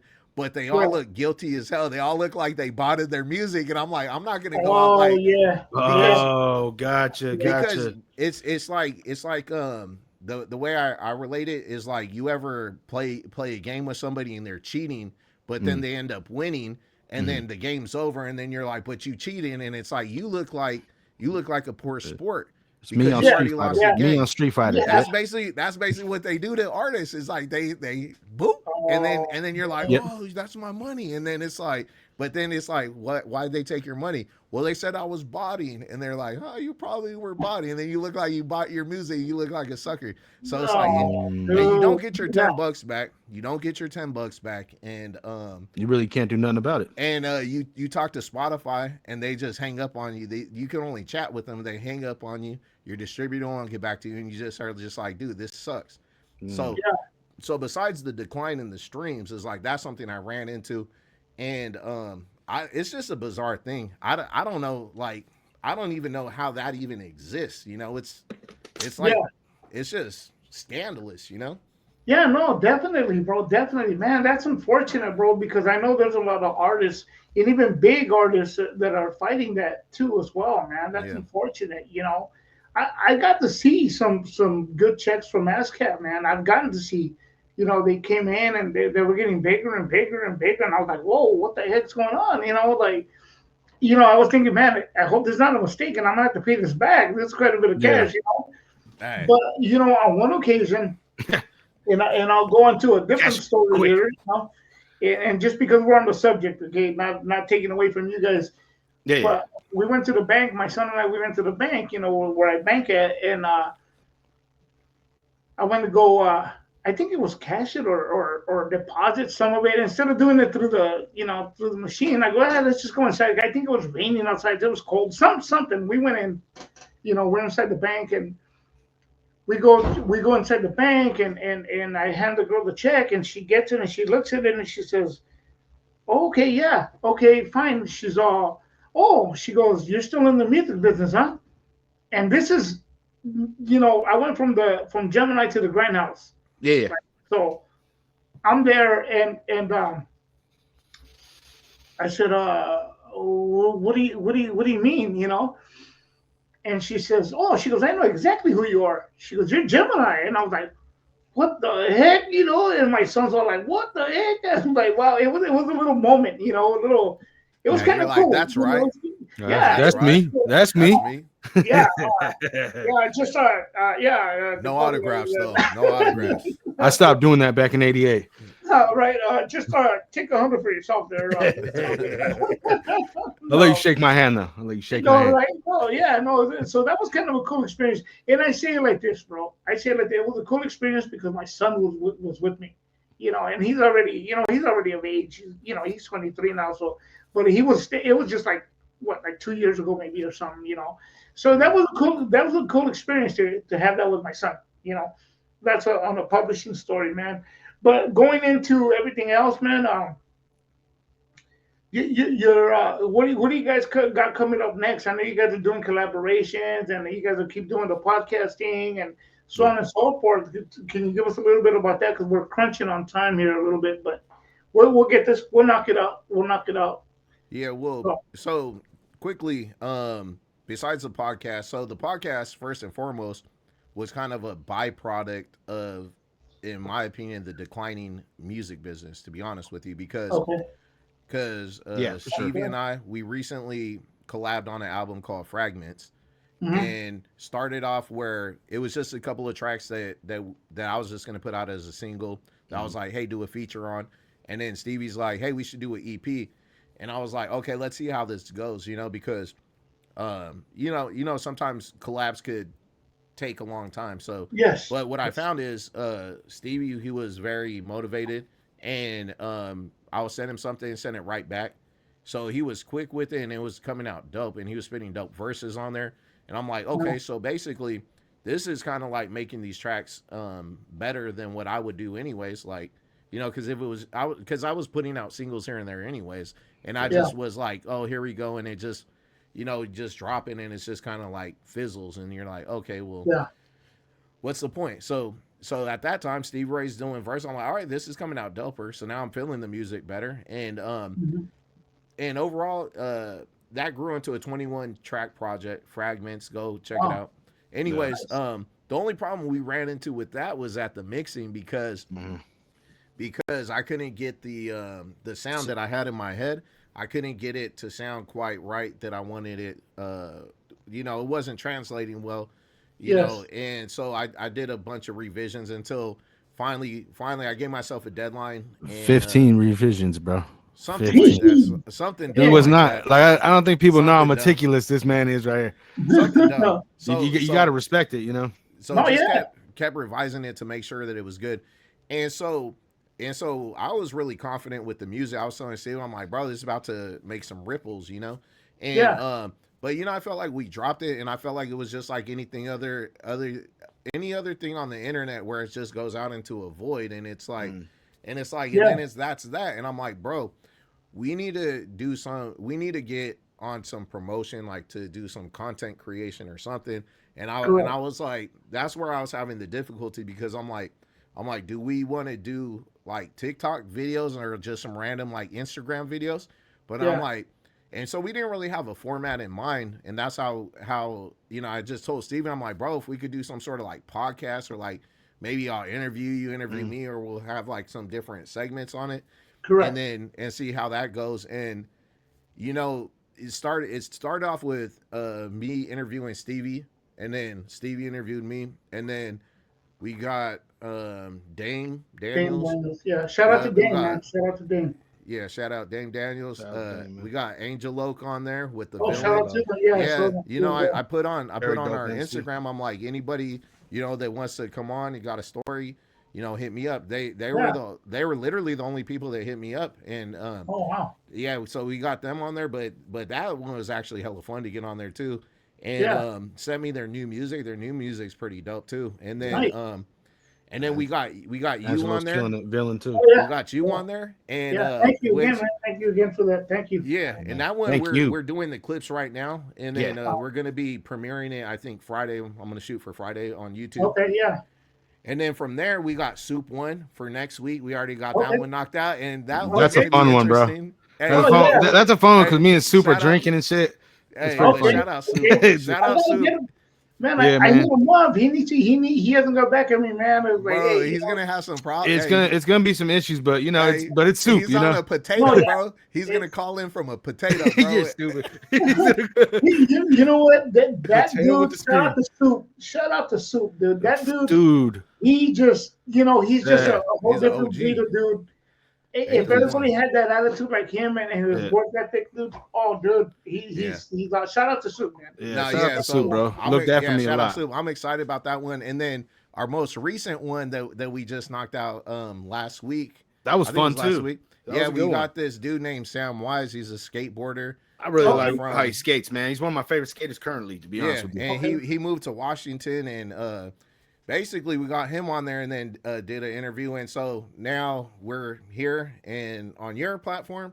And next we're I don't know who we're gonna do next. We still have stuff in the pipeline, but we'll be knocking. We have a list of people we want to get on there. Yeah. But besides that, me and Stevie, we want to do a we put out an album probably like 10 years ago called Life's Cheap. And we want to do a follow-up to that, which is a compilation. But I was telling Stevie that since we now have the Talkz Cheap podcast, that we should just do it. Just call it Talkz Cheap. Yep. We could just throw our logo on there too. Yeah, but he had a point though, is that King and Fury, they had the Talk Is Cheap album. Oh and didn't want to, it was a little close with that, and didn't want to, didn't want to bite off them or So we might just keep it as the Life's Cheap or Life's Cheaper, for the part 2.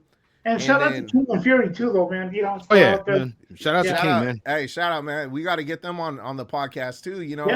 I've been hitting King up, bro. Hey, what's up, King? You got to get on the podcast. He's another one that looked after me, man. Good guy. Yeah, but we got to get him on there too. And but yeah, besides that, just that album. But I can tell you with the podcast, we haven't really made much progress towards our next album because for me, it's been a lot of time editing all this stuff. Yes. So it stretches me really thin. And when I have a moment to want to record, it's like, I'm tired, bro. And it's like, So, and it's Go ahead. Sorry. Go ahead. Well, no, that's where I'm at right now. I definitely want to say though too, I was watching Tribe Called Quest. I didn't even know that this came out, but it popped up on my shorts and I was like, oh, I'm watching the whole damn thing. But it was Drink Champs, but Tribe Called Quest was on there. Yeah. And I never really listened to Nori. Like I know he's a legendary individual, but and I respect him and like his podcast is cool, you know what I mean? But I don't always watch Drink Champs. But I do like they have crazy people on there, Ghost and Ray. They just have crazy MCs, you know what I mean? And when they were on there, Nori kind of had a thing that I was just like, I'm like, I kind of like that. I'm like, that's kind of a part of Talkz Cheap because the Talkz Cheap podcast, it's open for everything. Like, I mean, I want to interview artists. I don't care, skateboarders, whatever, I mean, that's interesting. But the thing is, what he said that was kind of cool. He's like, I made this platform because none of us ever have a platform that gives us recognition. You know what I mean? And I think that's kind of cool. I think that's kind of a cool thing with our platform is, there's not really a Thizzler for Salinas or, you know what I mean? Or like for the Coast, you know what I mean? That's other people have podcasts and whatnot, but when I interview a person from, the Coast and whatnot, I want to make sure that it's recognized their impact. You know what I mean? Like what happened? Like they, like, I mean, this is why they're respected. This is what they did. And this is how they made it possible for us to do it because they knocked down doors. You know what I mean? So that's one thing that Talkz Cheap, that's a part of it. You know what I mean? I'll say if not 25%, 50%, but it's a big part of it. You know what I mean? And shout out to you guys, man. I wish you guys the best, bro, because that was my original plan at first. Once I started doing lives, I'm a little bit, I'm kind of bringing it into the fold now.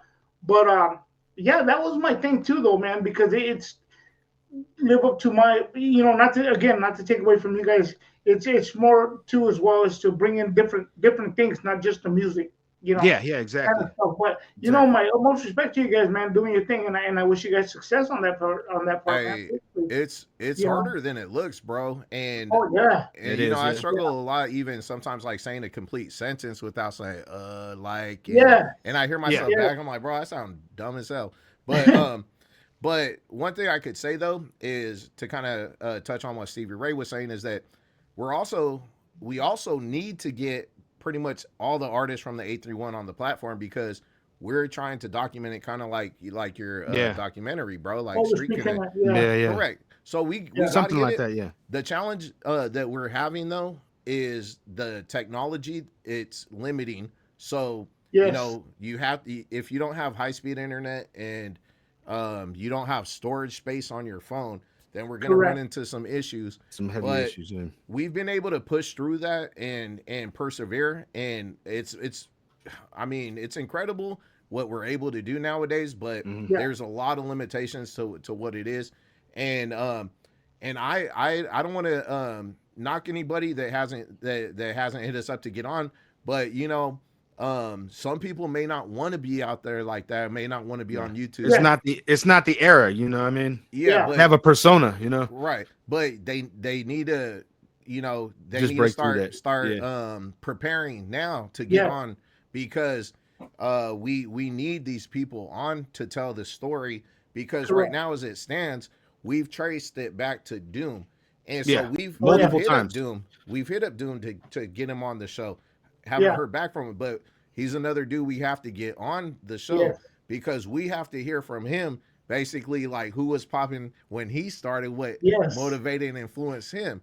Yeah, and he was one of the first. He was one of the first out here, That's what that's what we're saying. And so we're trying to get everybody on here from the and not just from the past. We want to get all the way up to date to today. Yeah, for sure, And Correct. so Definitely. I think it's a good opportunity for both of us. It's mutual, So and I don't know if it's just people are self-conscious or just don't want to be out there. But whatever you got to do, put a hat on, get a haircut, or not, just we're just regular dudes, man. You know what I mean? Just get on, bro.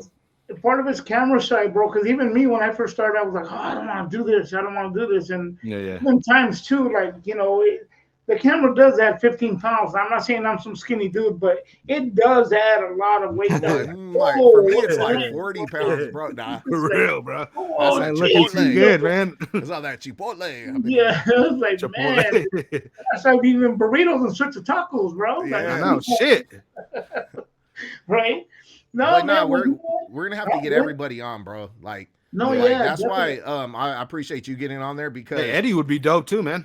Yeah, but I'm glad you got on there, Gemini. Like, I appreciate you for man. that. Yeah, that was huge. Just to hear the stories about that first track, bro. I've always wanted to know about that track. Like, I was just like, that's crazy.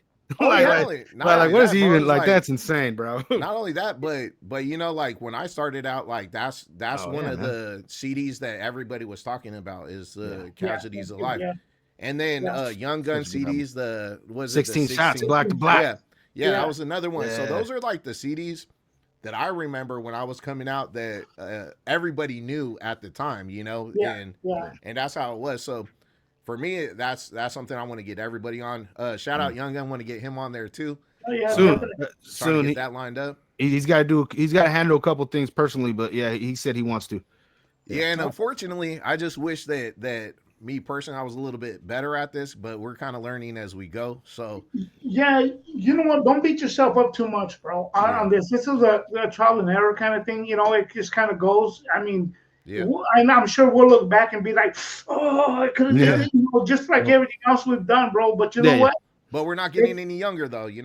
Exactly, brother. And I'm telling you guys like this, bro. There's never a perfect time, as a good friend once told me, dude. There's never a perfect time, bro. You just gotta get out here and start doing it. I mean, even for myself, the whole Two-Face Entertainment thing, not to keep plugging that in, it came from an independent record label into a podcast thing, and now I got people on YouTube and, going into a different realm. So that's a thing, bro. So again, I wish, Talkz Cheap podcast, man, but keep doing your thing, bro. Keep doing your thing. Shout out Stevie Ray too, though, because Stevie, like, he says, like, growing up, like, he listened to my music back then. But I'm telling you, like, he's a big part of, like, why I'm even doing this today. Because, even still trying to do music or even trying to do anything with this, But if it wasn't for Stevie, I'll just put it this way. I wouldn't be on here.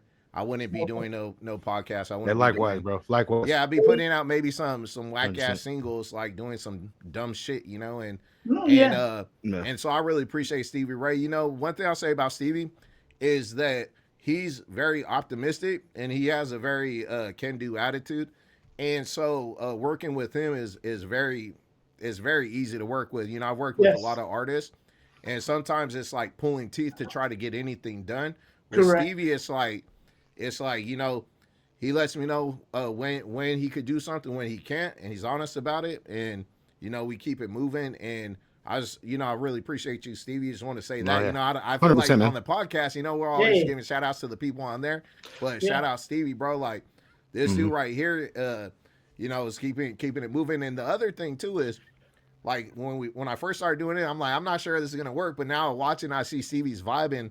Like the other interview we were gonna do the other day, Stevie was still at work, so we're at a different time zone. So our guest actually was like 3 hours ahead of our time.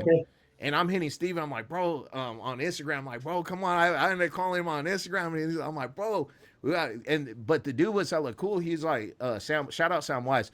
He's hella cool, bro. He's like, nah, we gotta wait for Stevie, bro. And I felt bad because he was on there and he's 3 hours later, but he waited for Stevie to get off work. Yeah. Shout out Sam Wise. But I'm so glad that we waited because, You know, I told Sam Wise, I'm like, bro, we could do it, but I'm like, bro, I really want Stevie here because there's just a vibe with having all of us on there, and it's not going to be the same. Like, we could still go through all the questions, but it's not going to be the same. And shout out Sam Wise, shout out Stevie, bro. You guys, man. Hey, shout out DEA, bro. Like, I can't even. It's like for me, I feel like super blessed, bro. Like, I was actually telling my girl about this before the interview. I was like, I don't really like to do interviews, and she was like, why? And I was like, because I don't really like being egotistical when I'm talking about myself. You know what I mean? She's like, oh, well, you're humble, you know what I mean? But I feel very blessed. You know what I mean? I feel very because like, look, I got you in my corner, Gemini. I got DEA in my corner. I got Young Gun in my corner. And when I say that, I mean that. Like, you know, they're backing me up. New album drops. I'm on the album Superior 1. You know what I mean? But like, you know, DEA, bro, he mixed and mastered almost all my albums. Like, you know what I mean? So I can't say even enough about the guy. So yeah. Shout out to DEA and this and you know what too? The Talkz podcast was DEA's idea too. So shout out to him for that too. So hey man, salute, man. Salute to you guys. Yeah. You know, and I gotta give you my shout out too though, Stevie Ray, because you after a while I was pretty much just kind of laying in the cut, man. And you were the one that kind of brought me out a little bit and were like, hey man, I need a bird. I was like, oh, okay, you know, and then I went and did that, man. And thank you for that. I appreciate that too, though, man. So we give you a lot of credit, bro, because you're one of the guys that came out, bro, when you were a lot younger, and you stuck to it, bro. You've gone on to be in a blues band, play harmonica, do all this other good stuff, you know. Yeah, man, my love and respect to you as well, man, and to both of you, man, for being on here tonight and everything else, man. And this will probably this will go sometime, you know, after the one you guys released the one with me on there, but yeah, man, I just wanted to, you know, thank you guys as well, man, and really appreciate it. And again, it's a beautiful thing, and it feels better to be working with everybody rather than to try to compete with everybody, you know? And so forth. Or feel like somebody's stepping on your toes. It's like, no, bro, go do it. The more the merrier, bro. We get this going, you know? Hey, speaking of which, though, I'm kicking around ideas to bring you back on the show, like, because, you know, we did an interview. So and maybe we could, you know, vibe off, brainstorm offline, bounce some ideas, but to see how we could do, not like a recurring show, but you know, have like repeating guests on the show where it's not an interview. I'm just trying to think like what kind of different stuff we could do to maybe what format, yeah, exactly. Like what would that consist of? And you know, I've kicked around the ideas of maybe we could pull up different topics, like because you know on the platform we use, you could do a presentation. So I'm like, maybe we could bring in funny video clips, like ridiculousness style. I don't know. Yeah. You know, like just kind of hang out. America's Funniest Home Videos. Remember back in the day, bro? Yeah, but what I'm trying to say is we want to have you back on the show, and I'm proactively looking for ideas to see how we could make that happen, and then and then I appreciate you allowing us to hop on here too, and for sure, and you know, come back on any day. So hey, no, I'm down for it, bro. I'm down for it. You know what? It's funny you say that, bro, because as we were talking earlier, just you know, on here, I had an idea to do that as well. You know, but I'm thinking of bringing in somebody else. There'll be a panel of us four, and I think we can come up with a good topic. And I'll tell you guys off air. You know, what it is. But I think it's important because it's going to bring value to the music business, if you will. You know, you know that kind of stuff. And I think it's important because it's stuff that we really don't hear people talk about. You know. And whichever way it goes, man, let's just rock it, man. Let's do this, you know. Hey, you know, at one point I told Steven, I'm like, hey, people are gonna have to get on our show, otherwise we're gonna start making a politics show. And I'm like, don't get me on politics, get me canceled, canceled on this. Right? No, yeah, definite, brother, definite, man. So now, yeah, man, with that, man, is there anything else, man? You guys want to say before we? Hey, shout out to Crawler and shout out to A1 Yola. They're both a huge part of my my early rapping. You know what I mean? Nice. Yeah, man.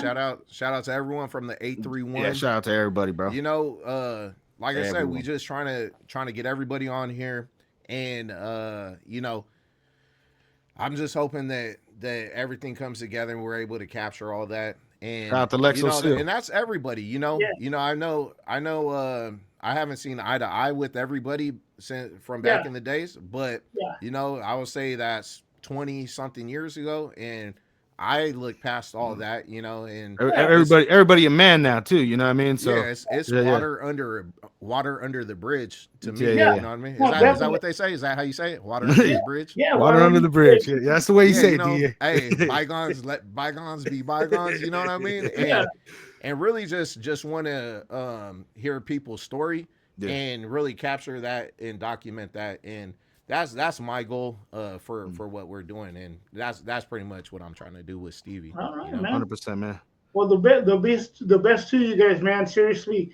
And you know what? I will say one thing, bro, before we tap out of here. One time I had a conversation with you, DA. I believe it was over the phone one time. This is a while back. I don't know if you remember that, but I remember I said, yeah, I know back in the day there was like beefs and stuff going on with the local artists and stuff. And something's always stuck to me, bro. That's kind of helped me move on with things too as well. Yeah. And I thank you for that. I got to thank you for that before we tap out of here, bro. You said, and I'm kind of paraphrasing, you said, I never looked at it, now looking back at it, I never looked at it as beef because it was more about egos, bro. And that's really what it is. It was nothing very serious for that matter, bro. So, yeah, nobody died. You know what I mean? Yeah, no, yeah. My head off to that, bro. Hold on. You two, nobody has lost any of their vitality over said beefs, right? No one got a fatality. So it wasn't nothing, and that's what it is. It's not, you see nowadays how these rap beefs go. Yes. It wasn't none of that, bro. It was literally it was fun and games back then, to be honest. And and a lot of people doing it in a small area, and not everyone saw eye to eye. People bump heads, and it is what it is. It happens. But we're all here today, so it's all lovely. It's a beautiful thing, brother. It's a beautiful thing, no doubt. All right, man. Well, with that, guys, we'll tap out, and I want to again thank you guys. Right, thank you. Talkz Cheap Podcast, and shout out to Entertainment. Thank you. We'll continue to collaborate on the other end, man. For sure. So, thanks, bro. All right, fellas. Hold on. Hell yeah. Step out of here. All right, guys. Well, I'll say good night to everybody here. All right. Peace. Mm-hmm.